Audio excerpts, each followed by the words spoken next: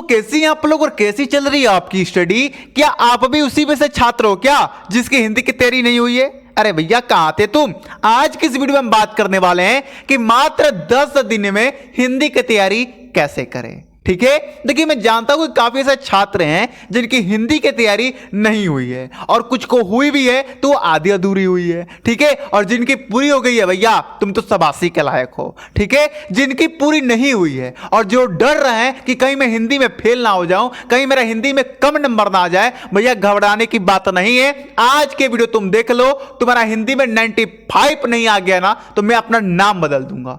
तुम जो कहोगे वो मैं नाम रखने के लिए तैयार हूं। ठीक है, इसलिए मैंने साफ साफ लिख दिया है कि मात्र 10 दिन में ऐसे करो तैयारी। हिंदी में 95% नहीं आया तो नाम बदल दूंगा। एक शर्त है भैया, लेकिन एक शर्त है। क्या शर्त है? मैं जो तुम्हें आज की इस वीडियो में बताने वाला हूं ना उसे तुम लगन से पूरा करोगे, यह शर्त है। ठीक है, आज मैं जो तरीका बताने वाला हूं इस तरीके को तुम अपने पूरे खुशी से पूरे लगन से पूरा करोगे तभी तुम्हारा 95 आएगा। अब तुम भैया पूरा नहीं करोगे लगन से, जाओगे पेपर देके फेल हो जाओगे, कहोगे सर आपका ये वीडियो देखा था, आप मेरा 95 नहीं आया, मैं आपका नाम चेंज करूंगा। अरे भैया ये क्या बात हुआ? आप जो मैं बता रहा हूं पहले उसे तो करो, और करने के बाद ना आए ना तो भैया तुम्हें कहने की जरूरत नहीं है, मैं खुद ही कर दूंगा।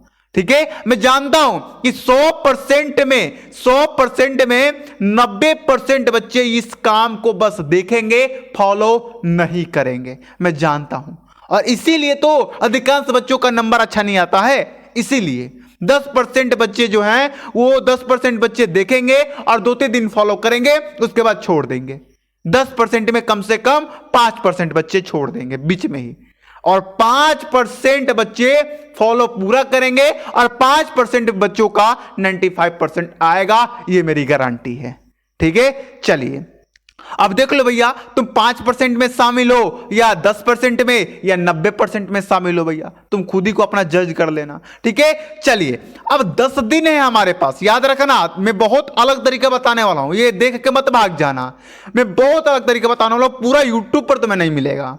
अब 10 दिन है हमारे हाथों में, हम 10 दिन को अलग अलग डिवाइड करके हम अलग अलग चीज पढ़ेंगे जिससे हमारा नंबर पक्का होगा।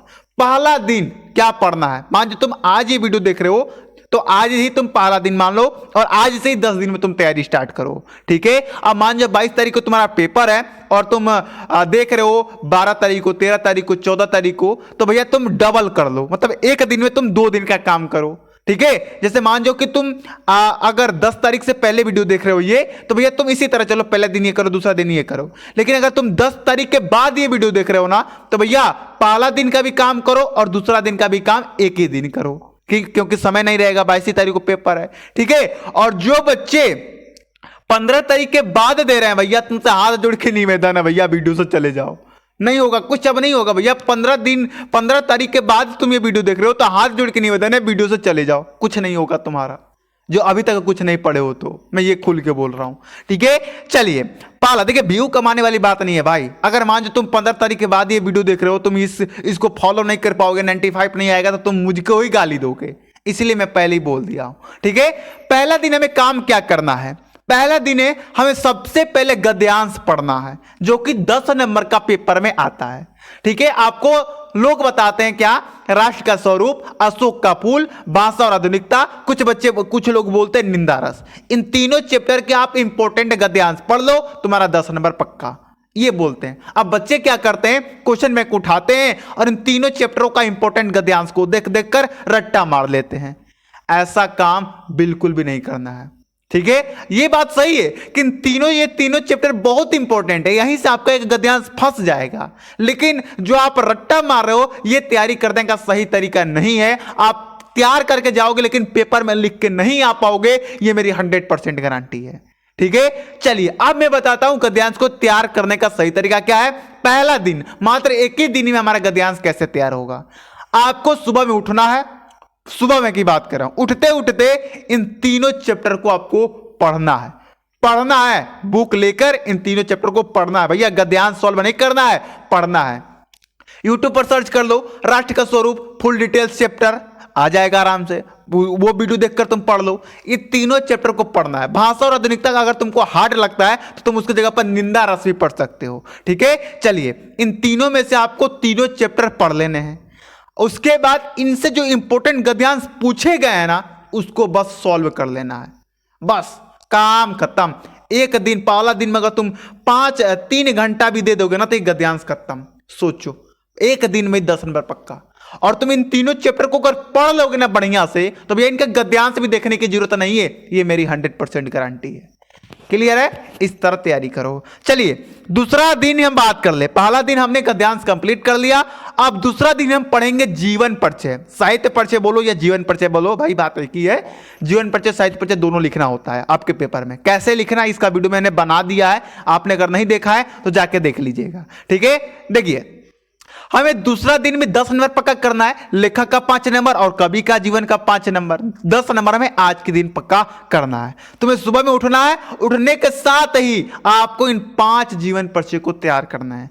वासुदेव शरण अग्रवाल, हजारी प्रसाद द्विवेदी और ये अजय सिंह उपाध्याय रहने दो, इसको मत तैयार करना। इसके जगह पर तुम सुमित्रा नंदन पंत का तैयार करना।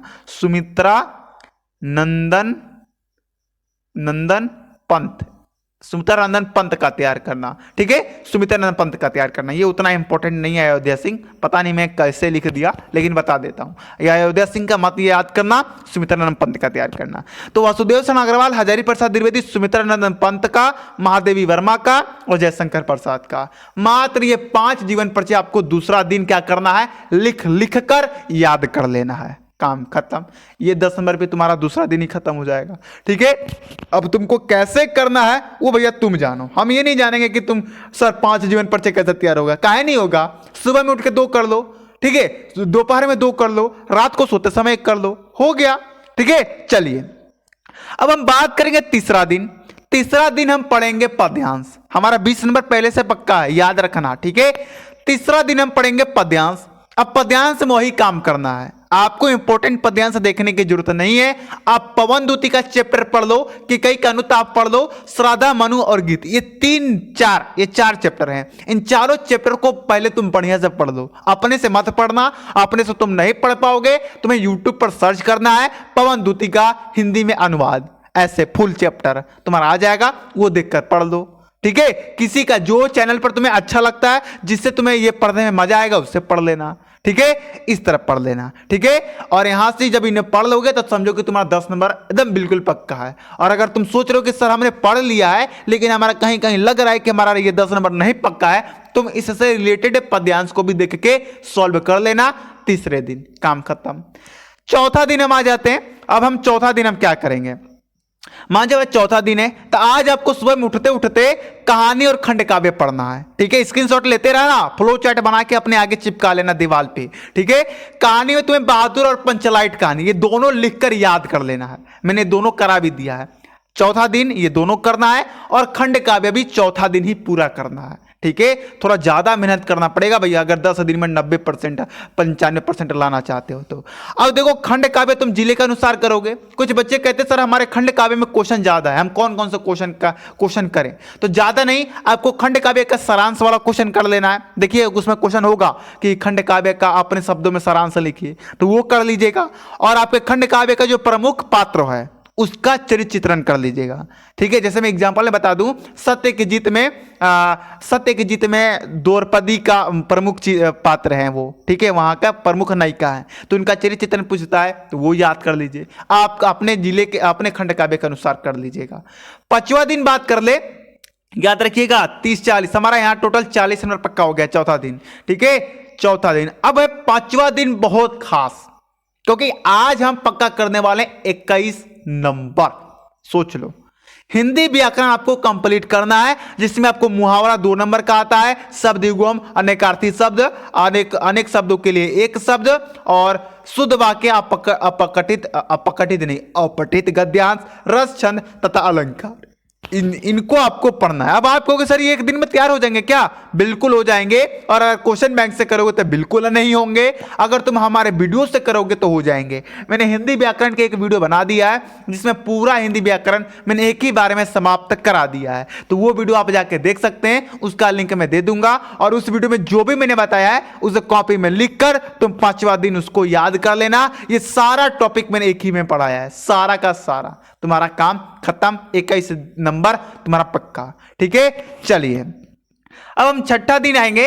छठा और 7वां दिन, ये दोनों थोड़ा आपको आपके लिए बहुत बेकार दिन होने वाला है, बहुत खराब दिन होने वाला है, क्योंकि इसमें हम लोग संस्कृत पढ़ने वाले हैं। देखिए हम लोग को संस्कृत थोड़ा कम समझ में आता है, मैं खुल के बोल रहा हूं, मुझे भी कम आता है, आपको भी कम आता है।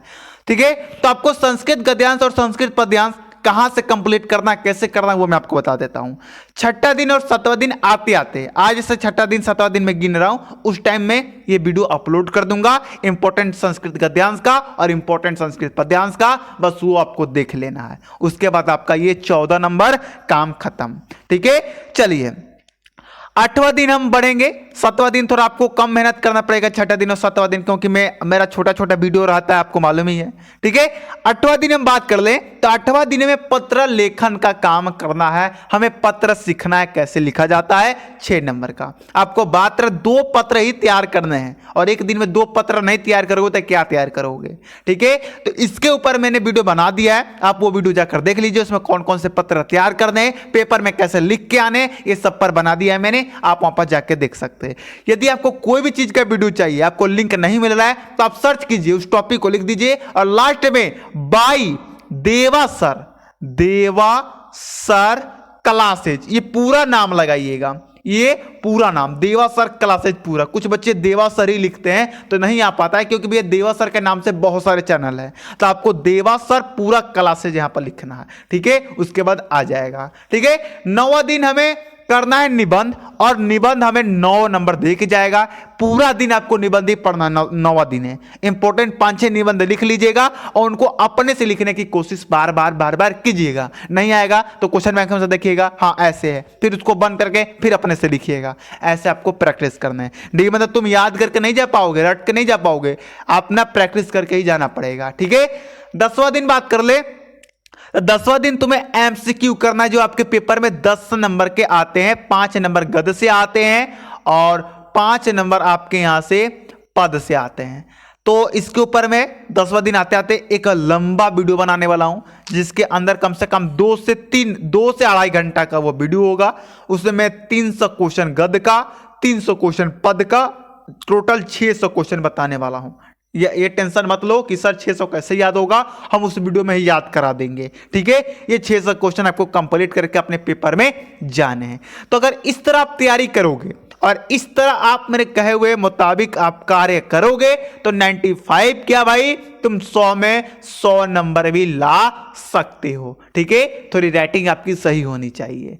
ठीक है, चलिए यदि आप चाहते हैं कि मैं आपका राइटिंग थोड़ा चेक करूं कि आपका राइटिंग कैसा है पेपर के थ्रू, तो आप हमारा व्हाट्सएप नंबर ले लीजिए, वहां पर आप भेज सकते हैं। मैं नंबर दे देता हूं 73 49 83 18 32। ये नंबर में कोई भी पीडीएफ बेचने के लिए नहीं ले रहा हूं मैं भैया, कुछ भी नहीं बेचता हूं मैं, बिल्कुल फ्री में। ठीक है, ये नंबर मैं इसलिए दे रहा हूं कि आप अपना राइटिंग चेक करवा लीजिए, आपको कोई दिक्कत है तो वो मुझसे पूछ लीजिए, आप अगर बात करना चाहते हैं तो आप मुझसे बात कर लीजिए। इसके अलावा और कोई फायदा नहीं है इस नंबर को लेने का। ठीक है, चलिए मिलते हैं अगली वीडियो में। जय हिंद, जय भारत।